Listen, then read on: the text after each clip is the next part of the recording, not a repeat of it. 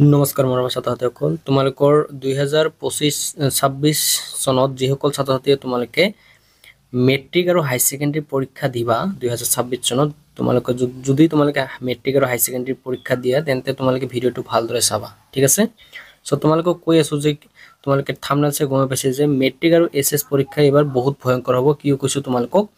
জনাই আছো ঠিক আছে তাৰ আগতে যদি চেনেলটো সাবস্ক্ৰাইব কৰা নাই চেনেলটো সাবস্ক্ৰাইব কৰি দিবা 2026 চনত যেটো তোমালোকৰ পৰীক্ষা হ'ব তাৰ আগতে যদি তোমালোকে 2025 চনত এইবাৰ মেট্ৰিক আৰু হাই সেকেন্ডাৰী পৰীক্ষা যেটো হৈছিল সেই পৰীক্ষা যদি দেখিবলৈ পোৱা যাও আমি এজ এ টিচাৰ হিচাপে যদি দেখিবলৈ পাও তেন্তে তোমালোকৰ পৰীক্ষাৰ প্যাটাৰ্নটো অলপ চেঞ্জ হৈছে ঠিক আছে যেহেতু হাই সেকেন্ডাৰীত কোনো ধৰণৰ তোমালোকৰ ওএমআৰ শীটৰ ব্যৱস্থা নাই তোমালোকে অকল থিওৰি হে পঢ়িব লাগে কিন্তু মেট্ৰিকৰ ক্ষেত্ৰত দেখিবলৈ পোৱা গৈছে ওএমআৰ শীটৰ ব্যৱস্থা থকাৰ উপৰিও কিছুমান কোশ্চেন এনেকুৱা কৰি কোশ্চেন বিলাক মানে তোমালোকৰ মেট্ৰিকৰ ক্ষেত্ৰত আহিছে যেটো অলপমান বেলেগ ধৰণে দেখিবলৈ পোৱা গৈছে মানে তোমালোকৰ কনসেপচুৱেল কোশ্চেন বিলাক বেছি আহা দেখা পোৱা গৈছে ঠিক আছে তাৰ পিছত আহিল হাই সেকেন্ডাৰী পৰীক্ষা যিসকল ছাত্ৰ-ছাত্ৰী তোমালোকে হাই সেকেন্ডাৰী দিবা তোমালোকে তাৰ লগতে তোমালোকে এটা কথা মনত ৰাখিবা যে যেহেতু হাই সেকেন্ডাৰী পৰীক্ষাও 2025 চনত এইবাৰ খুবেই স্ট্ৰিক্টলি গৈছে মানে বস্তুবিলাক এনসিআৰটি কিতাপৰ ভিতৰৰ পৰাই দিয়া বেছি দেখা পোৱা গৈছে সো তাৰ কাৰণে তোমালোকে কনসেপচুৱেল এনসিআৰটি কিতাপটোৱে বেছি ভালকৈ তোমালোকে পঢ়িবা যদি কিবা তোমালোকে বেলেগ কিবা যদি নোটস চাইছা তাৰ উপৰিও তোমালোকে কিতাপখনৰ ওপৰতে বেছি ষ্টাডিটো কৰিবা 60-70% কিতাপৰ পৰাই ভালদৰে চাবা যেহেতু 25ত এনেকুৱা ধৰণে দেখা পোৱা গৈছিল তোমালোকৰ কোশ্চেন বিলাক আৰু যদি তোমালোকে মানে স্পেসিফিকলি তোমালোকে কি কৰিবা তোমালোকৰ যিকেটা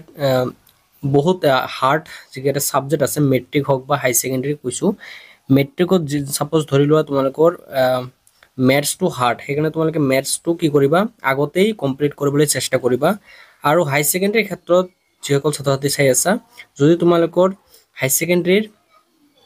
সাপোজ তোমালোকৰ ম্যাথছ ফিজিক্স আৰু কেমিষ্ট্ৰি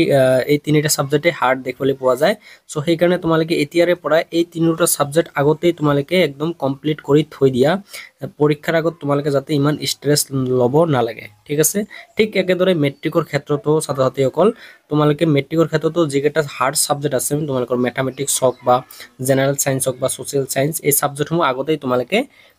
ভালদৰে পঢ়ি লোৱা আৰু ৰিভাইজন কৰি থৈ দিয়া ঠিক আছে এই 6 মাহতে তোমালোকে কমপ্লিট কৰিব লাগিব আৰু এটা মাহৰ ভিতৰত তোমালোকৰ হাৰ্ড সাবজেক্ট বিলাক কমপ্লিট কৰি লোৱা ছাত্ৰ-ছাত্ৰীসকল তোমালোকে যদি